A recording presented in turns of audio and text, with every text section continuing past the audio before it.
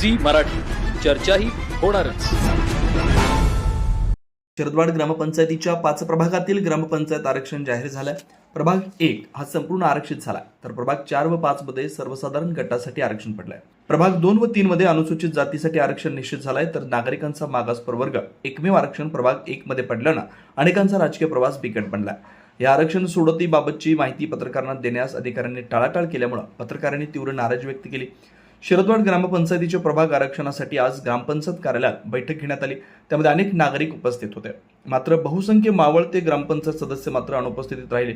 शासनाच्या नवीन पद्धतीप्रमाणे आरक्षण सोडत पार पडली। यावेळी येथील 5 प्रभागातील 15 जागेसाठी आरक्षण जाहीर करण्यात आलं। यामध्ये अनुसूचित जातीसाठी 3, अनुसूचित जाती स्त्री 3, नागरिकांचा मागास प्रवर्ग स्त्री 1, सर्वसाधारण स्त्री 4 व सर्वसाधारण 4 असे आरक्षण जाहीर करण्यात आलं। महिला सदस्यांची संख्या लक्षणीय झाल्यानं महिला राज येणार हे जवळपास निश्चित झालं।